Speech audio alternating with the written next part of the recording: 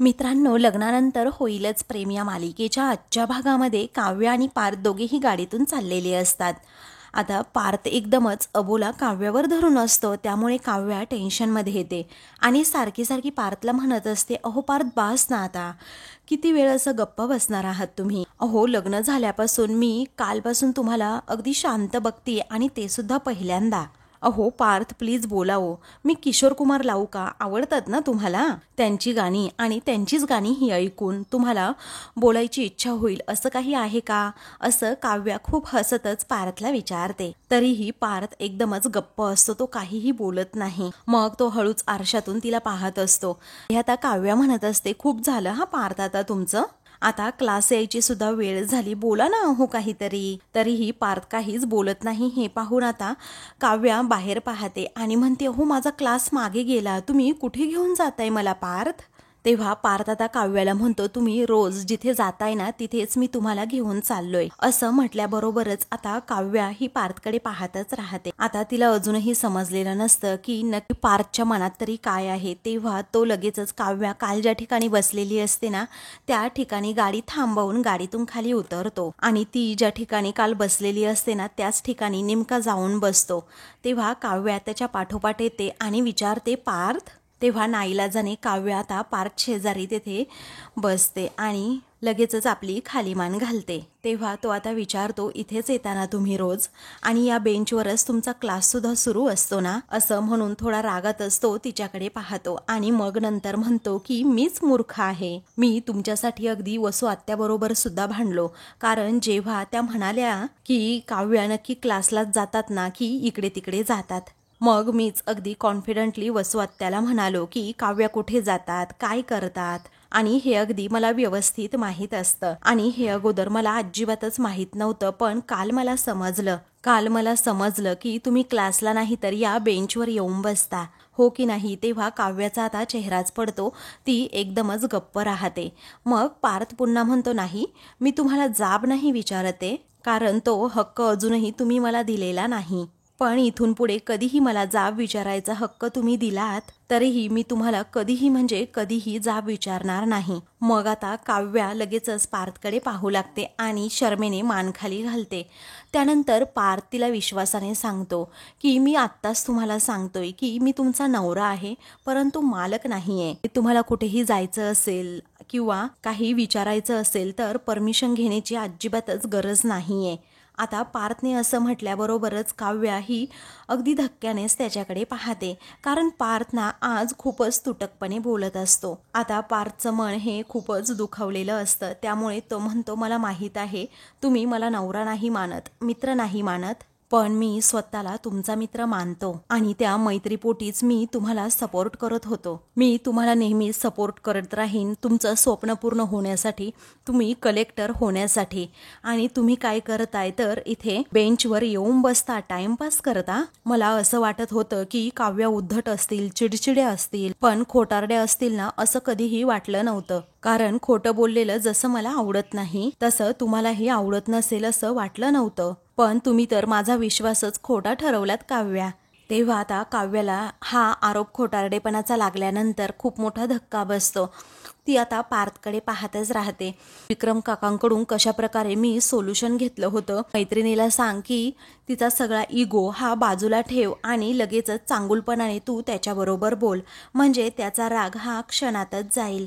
आता काव्याला ही गोष्ट क्लिक झाल्यानंतर लगेचच ती आता पार्थकडे पाहते आणि त्याला म्हणते, पार्थ, तुम्ही एवढं टेन्शन घेऊ नका त्या गोष्टीचं. तेव्हा तो म्हणतो, मला त्याचं टेन्शनच नाहीये, मला ना फसवलं जाण्याचं गिल्ट आहे मनात. काल जेव्हा मी तुम्हाला फोन केला होता ना तेव्हा इथे उभा राहिलो होतो मी. तेव्हा काव्या लगेचच उठते आणि धक्क्याने पार्थकडे पाहते, कारण काव्याला समजतं की पार्थने आपल्याला सरळ सरळ इथे बसताना पाहिले, त्याचबरोबर टाइमपास करताना सुद्धा पाहिले, आणि म्हणूनच ती थोडी का होईना आता घाबरते. त्यानंतर ती आता विचारते, म्हणजे तुम्ही ऑफिसमध्ये नव्हतात का? तेव्हा पार्थ म्हणतो, नव्हतो, मी ऑफिसमध्ये नव्हतोच, तुमचा फोन ऑफिसमध्ये राहिला होता, तोच द्यायला आलो होतो. मग आता लगेचच काव्याला ती गोष्ट आठवते की कशा प्रकारे काल मी यांच्याबरोबर खोटं बोलले होते. ते सगळे प्रसंग आठवल्यानंतर काव्याला आता खूपच कसं तरी होऊ लागतं की समोर आपलं खोटं उघड पडलं, आणि त्यामुळेच ती जरा कावरी बावरी होते. मग त्यानंतर ती आता खाली मान घालून उभी असते. तेव्हा पार्थ म्हणतो, मला इथे मी जेव्हा आलो ना तेव्हा अनिशा भेटली आणि तिच्याकडेच मी मोबाईल दिला. त्यांना विचारलं की काव्या कुठे आहे, तर त्या लगेचच सारवासारव सुद्धा करायला लागल्या. तेव्हा काव्याला सुद्धा आठवतं की अनिशा मला म्हणाली होती की मी तुला वाचवलं आणि पार्थला सुद्धा सांगितलं की सकाळपासून तू लेक्चरमध्येच होती. त्यानंतर पार्थ म्हणतो, तुमची त्या बाजू सावरून घेत होत्या आणि हे मला समजलं होतं. मला थोडा डाऊट सुद्धा आला होता. मग मी म्हटलं सोडून देऊ, कशाला उगीच आपण एवढं तरी खोलात शिरायचं, कारण तुमच्या दोघींचं काहीतरी सिक्रेट सुद्धा असूच शकतं ना. पण कसं असतं ना काव्या, आपले मित्र मैत्रीण आपल्याला मैत्रीपोटी पाठीशी घालतात आणि हे सगळं काही करत असताना आपल्या माणसांचं काय नुकसान होतंय हे कळत नाही त्यांना. आणि हाच विचार माझ्या डोक्यात आला आणि म्हणूनच मी इकडे बघायला आलो. आणि बघतोय तर तुम्ही काय इथे बेंचवर समोर बसला होतात. तुम्ही मला खरं तर दिसत होतात आणि तिथे तर मीच मला दिसत होतो. तुम्हाला मदत करणारा, तुम्हाला मोटिवेट करणारा आणि अभ्यास करताना झोप येत असेल तर कॉफी आणून देऊन विचारणारा. पण तुम्ही काय केलं काव्या, खोटं बोलून माझ्या एफर्ट्सचा, माझ्या मैत्रीचा अपमान केलात काव्या. मग आता काव्यालाच खूप वाईट वाटतं की खरंच आपण खूप वाईट वागलो, खोटं बोललो. मग आता पार्थ एकदमच असा खचून जातो आणि म्हणतो, मला आयुष्यात पहिल्यांदाच असं लूजर असल्यासारखं फील झालं. तेव्हा काव्या म्हणते, आता तुमचं झालंय का बोलून? नाही म्हणजे मला सुद्धा बोलायचं होतं आणि मी काय म्हणते ते जरा शांतपणे ऐकून घ्याल का?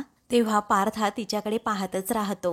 तर दुसरीकडे नंदिनीने मिथुनला कॉल केलेला असतो आणि त्याचाच डायलॉग ती त्याला मारून दाखवते, आय लाईक इट. हां, पण अजून आपल्याला खूप काही करायचे.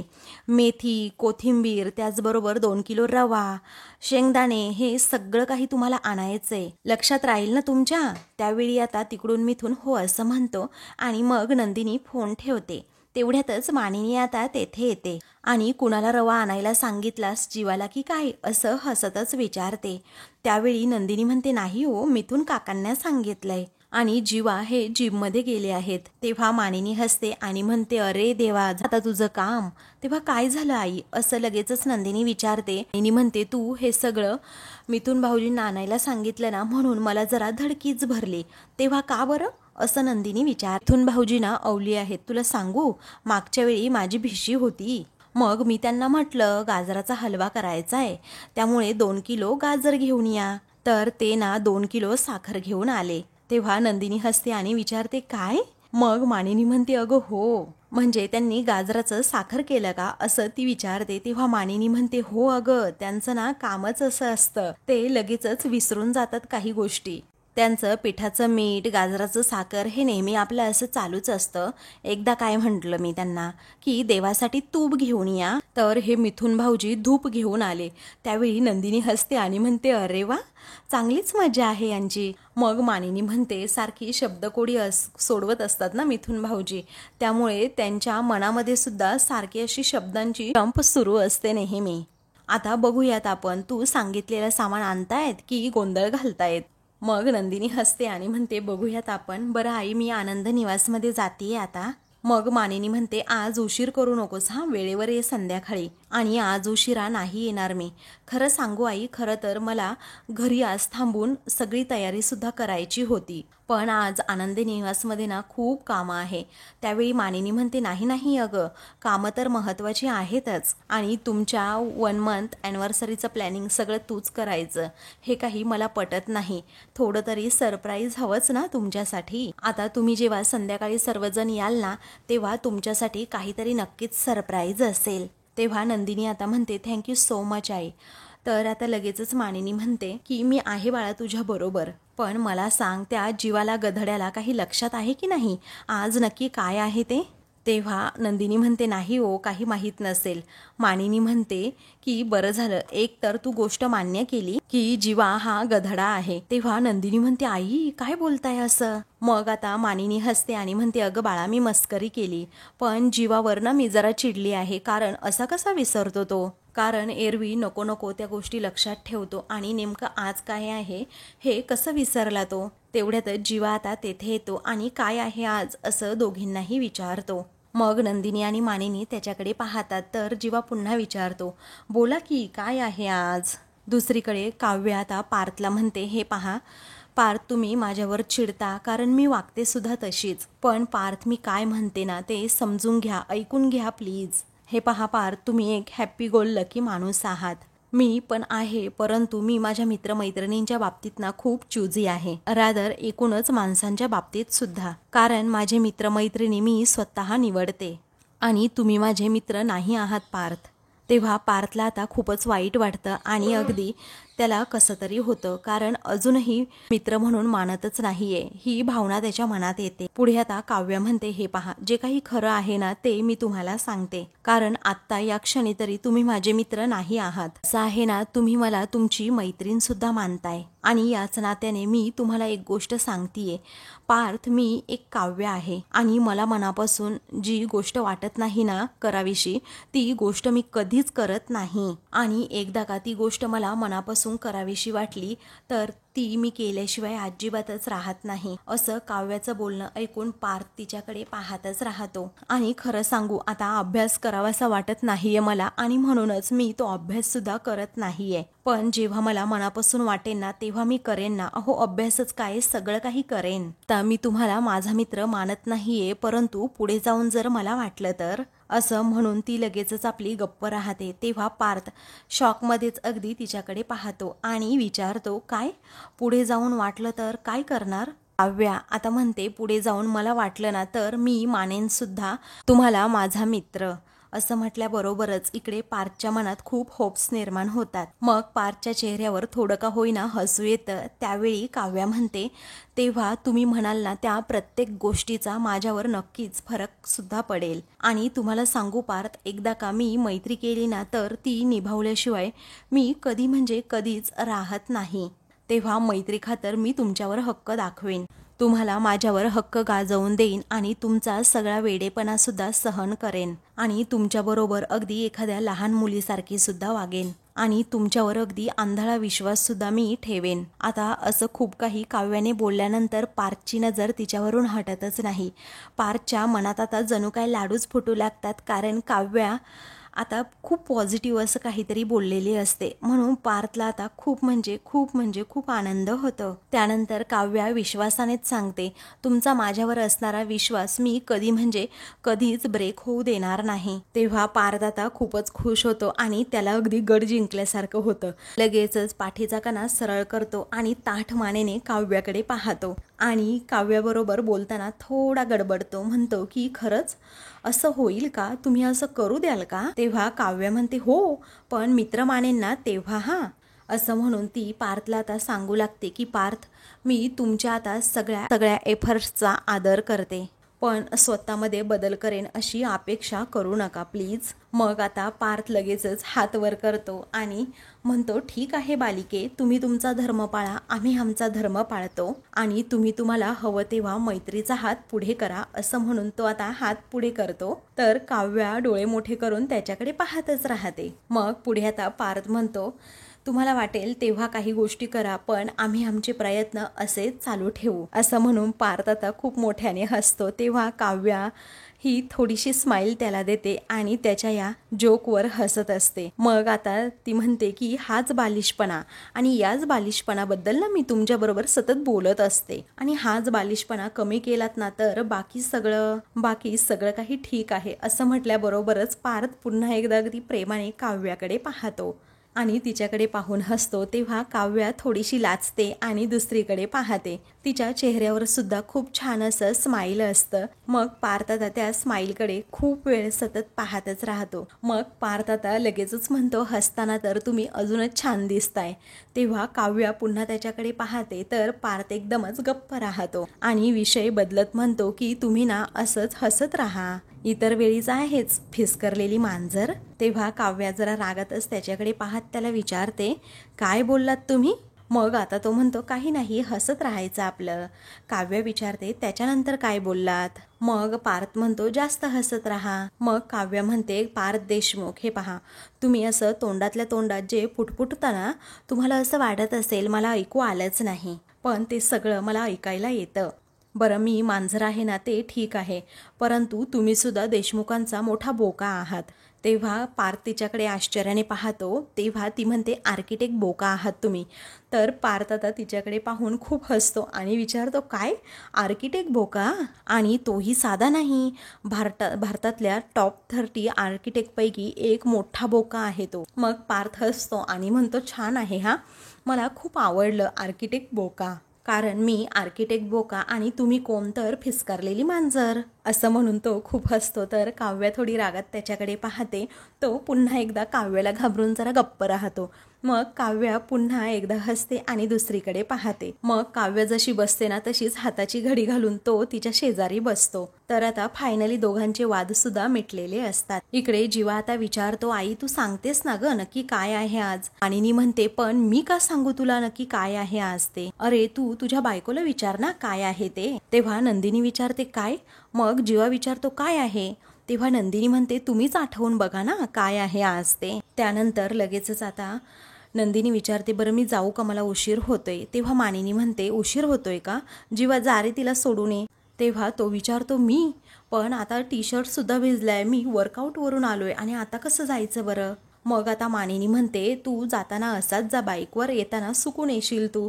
तेव्हा आता जीवा हसतो आणि म्हणतो, आई काही पण काय बोलतेस अगं तू? मग मानिनी म्हणते, अरे बाबा तू टी शर्ट चेंज कर, तोपर्यंत थांबेल नंदिनी तुझ्यासाठी. तेव्हा नंदिनी सुद्धा म्हणते, फार उशीर होणार नसेल ना तर थांबते, येताय का तुम्ही आवरून पटकन, असं ती विचारते. तेव्हा जीवाचाही आता नाईलाज होतो. तिने म्हणते, आमचा जीवाना खूप फास्ट असा आवरतो आणि आंघोळ तर काय एवढी सुपर फास्ट करतो. अगं तुला माहितीये, लहानपणी जीवा जर आंघोळीला गेला ना बाथरूम मध्ये तर 1 मिनिटातच बाहेर यायचा. मग हळूहळू मी टॉवेल देणंच बंद केलं आणि मग त्याला राग आला, लगेचच तो हळूहळू आंघोळ करायला लागला. तेव्हा जीवा म्हणतो, पण आता मी खूप वेळ घेतो आंघोळीला. त्यावेळी मानिनी विचारते, मुलगी आहे का तू आंघोळीला वेळ घ्यायला, चटचट आवरायचं आपलं. मग मानिनी जीवाचा पुढचा किस्सा सांगू लागते. जीवा लगेचच म्हणतो, आई एक मिनिट, अगं चाललंय काय तुझं, जरा थांब. आणि माझ्या आंघोळीचे किस्से हिला सांगायची काही गोष्ट आहे का? तेव्हा मानिनी विचारते, अरे हिलाच सांगणार, मग दुसरं कुणाला सांगणार ना मी. आता हे बघ, नवरा बायकोला ना एकमेकांबद्दल सगळं काही माहीत असायला हवं, अगदी आंघोळीला किती वेळ लागतो ना हे सुद्धा. तेव्हा नंदिनी म्हणते, असू देत जीवा, मी निघते हा आई. आणि हो, तुमच्यासाठी बदाम भिजवले आहेत, आठवणीने खा, असं नंदिनी आता जीवाला म्हणते. तेव्हा जीवा आता हो असं म्हणतो. मग नंदिनी दोघांचाही निरोप घेऊन तेथून आनंद निवासमध्ये जायला निघते. तेव्हा मानिनी आता लगेचच त्याला म्हणते, अरे आठवलं का तुला? नाही ना अजून? अरे नंदिनीने बदाम भिजवून ठेवलेत ना, ते खा आणि आठव, बघ तुला काही आठवतंय का? तेव्हा तो विचारतो, काय आठवायचंय आणि काय आठवू? तेव्हा मानिनी म्हणते, बदाम भिजवले आहेत ना तेवढे खा आणि मग आठव ना, असं म्हणून ती आता जीवाला रूममध्ये पाठवून देते आणि त्याच्याकडे पाहत हसत असते. दुसरीकडे पार्थ मात्र अजूनही गालात हसत असतो. तर काव्या त्याच्याकडे पाहते आणि तिलाही प्रश्न पडतो, हे एवढे का हसत असतील? मग आता ती विचारते, काय हो देशमुख, आज तुम्ही तर 32 दात दाखवून हसताय चक्क, काय ऑफिसला जायचं नाहीये का आज? ऑफिसही बंद, कंपनीही बंद, आणि आज इथे बेंचवर बसून तुम्हाला कन्वर्ट करायचं आहे का? तेव्हा तो म्हणतो, तशी आयडिया चांगली आहे. मग आता तो म्हणतो की ही लाकडी पट्टी तुटली. तर काव्य विचारते, काय कसली लाकडी पट्टी? तेव्हा तो आता हसतो आणि म्हणतो, नाही मला जायचंय जरा मीटिंगला, बाकी संध्याकाळी पिकअप करायला येतो मग तुम्हाला. तेव्हा काव्य विचारते, कशाला आता? अहो तशी काही गरज नाहीये, आणि 1 मिनिट हा, आज मी स्वतःहूनच तुमच्या गाडीत बसले म्हणून लगेचच तुमचं विमान असं उडवू नका, समजलं? मी माझी घरी येईल, समजलं? तेव्हा पार्थ म्हणतो की तुम्ही यालच घरी ते मला माहीत आहे, पण मी असं ऐकलंय की तुम्हाला कोणीतरी 2 केक्स आणायला सांगितले आहेत. कोणी सांगितले असेल बरं? तेव्हा ती लगेचच म्हणते, हो सांगितलेत ना मला, मानिनी काकूंनी सांगितलेत. तर मग तुम्हाला 2 केक्स आणायचे आहेत, त्या 2 पिशव्या असतील, मग तुम्हाला मदत करायला, पिक करायला मला यावंच लागेल ना. मग आता काव्या त्याच्याकडे पाहतच राहते. तेव्हा पार्थ लगेचच विषय बदलतो आणि म्हणतो, असं आईने सांगितलंय की काव्याला येताने पिक कर, कारण तिच्याकडे 2 केक्स असतील. मग आता लगेचच काव्य विचारते, पण असे 2 केक्स का आणायला सांगितले असतील मानिनी काकूंनी? मलाही कळत नाहीये. तेव्हा लगेचच पार्थ म्हणतो, मला असं वाटतंय ना, बहुतेक आईला हे चेक करायचं असेल, घरी बनवलेले केक्स चांगले की बाहेरून आणलेले, बाहेरून ऑर्डर केलेले केक्स चांगले असतात. असं म्हणून तो आता हसतो. तेव्हा काव्या त्याच्याकडे पुन्हा एकदा पाहते. मग आता ती विचारते, काय हो, काहीही बोलाल का? आणि असं काहीही बोलून तुम्ही मला अशा शेंड्या लावणार आहात का?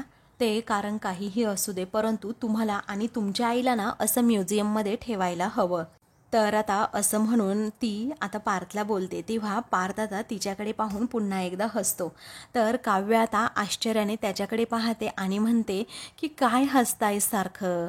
तेव्हा पार्थ आपला गप्प राहतो आणि खूप वेळ पुन्हा एकदा तिच्याकडे पाहतो, कारण त्या दोघांमधील फायनली अबोला आता मिटलेला असतो. तेव्हा काव्या म्हणते, अहो देशमुख, उठा की आता. अहो तिकडे तुमची कंपनी वाट बघत असेल, तुमची मीटिंग आहे, तिकडे सुरू होईल मीटिंग. नाहीतर उगीच पुन्हा एकदा पोस्टपोन करावी लागेल. कळतं की नाही हो तुम्हाला, इथेच बसून राहिला आपला. मग आता लगेचच पार्थ म्हणतो, हो हो उठतो, आले माझ्या लक्षात सगळ्या गोष्टी. असं म्हणून तो आता तिला बाय असं म्हणतो. लगेचच तेथून तो जायला निघतो. जाता जाता आता त्याला खूप आनंद झालेला असतो. तो आता मनातच म्हणतो की काव्या स्वतःहून माझ्या मागे मागे आल्या आणि त्यांनी स्वतः आज एक त्यांच्या स्वतःच्या पर्सनॅलिटीचं सिक्रेटसुद्धा शेअर केलं आणि मला मित्र मानेन अशी होप्ससुद्धा त्यांनी दिली आणि एक पेट नेमसुद्धा दिलं की आर्किटेक्ट बोका. असं म्हणून तो आता हसतो आणि गाडीजवळ येऊन उभा राहतो आणि म्हणतो, लग्नानंतर आज बरोबर 1 महिन्यांनी गाडी इथपर्यंत पोहोचली आहे. आता 1 महिन्यात ही प्रोग्रेस आहे म्हटल्यानंतर होप्स तर आहेतच. अरे वा, असं तो स्वतःची पाठ थोपटतच आता म्हणत असतो आणि तेथेच उभा राहून हसतो. तेवढ्यातच आता त्याच्या मोबाईलवर एक मेसेज येतो. तो मेसेज पाहून जरा घाबरतोच आणि लगेचच काव्याकडे पाहत काव्या असं मोठ्याने बोलतो. तेव्हा काव्या आता विचारते, आता काय? तेव्हा पार्थ लगेचच तिच्याजवळ जाऊन बसतो आणि म्हणतो, ज्याने हल्ला केला होता ना त्याचं CCTV फुटेज हे मिळालं आहे. तेव्हा काव्या आता ते CCTV फुटेज पाहू लागते आणि मग दोघांनाही धक्का बसतो. तर आता मित्रांनो, पुढील भागामध्ये ते CCTV फुटेज पाहिल्यानंतर काव्या म्हणते, हा तर तोच माणूस आहे. तर पार्थ म्हणतो, माझं गट फिलिंग मला सांगतंय हा आपल्यावर पुन्हा एकदा हल्ला नक्कीच करू शकतो. तेव्हा काव्या खूप घाबरते. मग आता पार्थ म्हणतो, तो पुन्हा एखाद्या वेगळ्या वेशात सुद्धा येऊ शकतो. तर आता दुसरीकडे खरंच आता पार्थला जे मनात वाटलेलं असतं ना तसंच घडतं, कारण दीपक हा एका रिक्षावाल्याचा वेश घेऊन आता तेथे नंदिनीकडे येत असतो. तर दुसरीकडे पार्थ म्हणतो, एखाद्या वेळी माझ्यावर, जीवावर किंवा नंदिनीताईवर तो हल्ला करू शकतो. इकडे आता लगेचच दीपक हा रिक्षा घेऊन नंदिनीजवळ जाऊन उभा राहतो. तेव्हा नंदिनी आता रिक्षात बसत, काका आनंद निवासकडे घ्या हा, असं म्हणते. तेव्हा दीपक हा खूपच रागात आता बघतो. अशाच मालिकेंची पुढील भाग पाहण्यासाठी चॅनलला सबस्क्राईब करा.